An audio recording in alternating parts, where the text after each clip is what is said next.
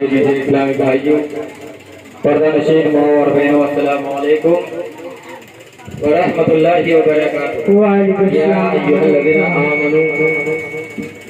یا ایھا الذین آمنوا اتقوا اللہ وکونوا مع الصادقین، صدق اللہ مولانا العظیم وبلغنا رسولہ النبی الامین المؤمن المبین المعین الکریم، ونحن علی ذلک لمن الشاہدین والشاکرین والحمد للہ رب العالمین۔ بس مختصر کلمے سماعت فرمائیے۔ ایک مرتبہ درود شریف پڑھیے، اللہم صلی علی سیدنا شافعنا محمد بارک وسلم صلاۃ و سلام علیہ وسلم بارک وسلم صلاۃ و سلام علیہ یا رسول اللہ صلی اللہ تعالی علیہ وآلہ وسلم۔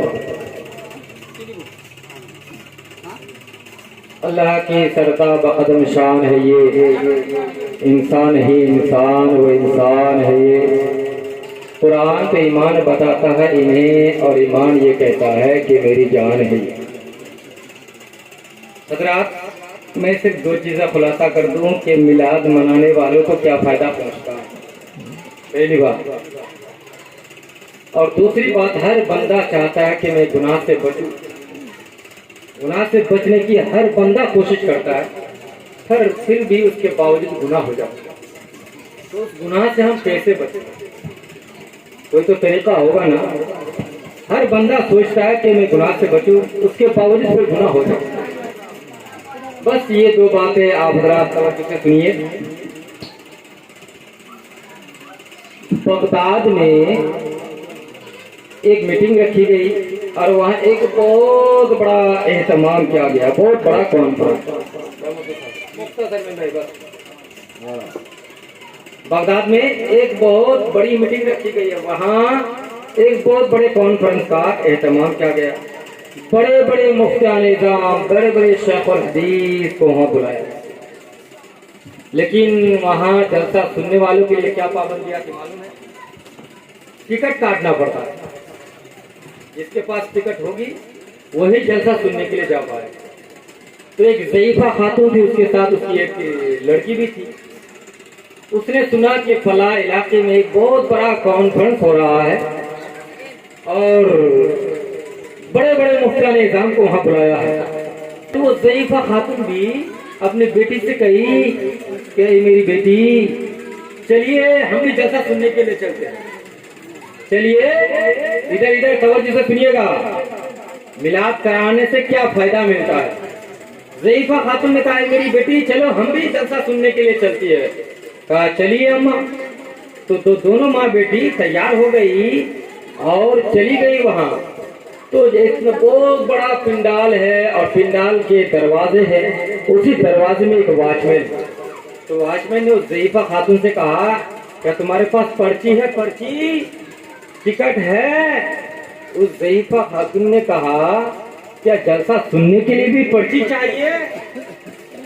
کہا جس کے پاس پرچی ہو، جس کے پاس ٹکٹ ہوگی وہی جلسہ سن سکتا۔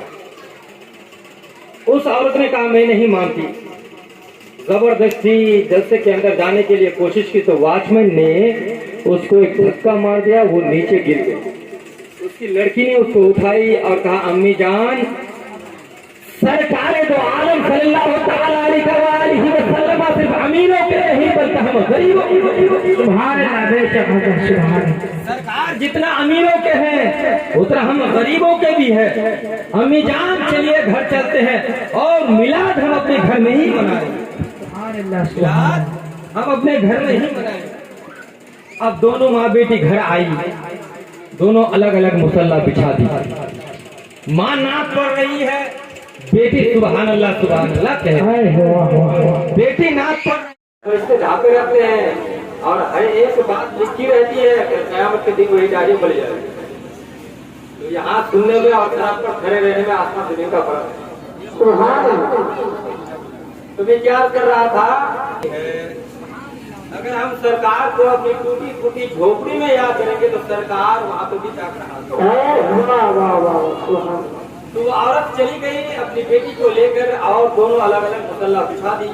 کبھی ماں نعت پڑھتی ہے تو بیٹی سبحان اللہ کہتی ہے، جب ماں تھک جاتی ہے تو بیٹی نعت پڑھتی ہے تو ماں سبحان اللہ کہتی ہے۔ यूं ही नाक पड़ती पड़ती 12-1 बजे, 1 बजने के बाद माँ को नींद आने लगी। तो माँ ने अपनी बेटी से कहा, बेटी जाओ नया पानी लेकर के आओ ताकि वुजू कर ले, ताकि हमको नींद ना सताए। जाओ बेटी पानी लेकर के आओ, वुजू करेंगे फिर दूसरी तरह से पढ़ना शुरू कर देंगे। अल्लाह अल्लाह फिर भाग जाओ मेरे दोस्तों बुजुर्गों।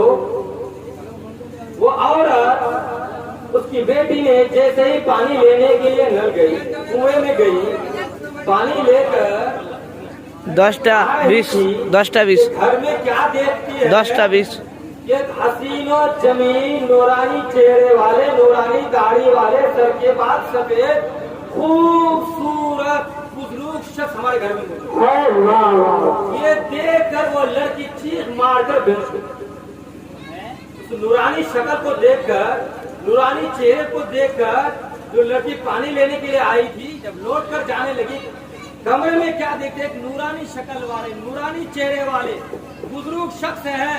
जैसे उस शख्स को देखी उस लड़की ने बेहोश होकर गिर पड़ी। ये चीख उसकी माँ की कान तक जाकर गूंज उठी।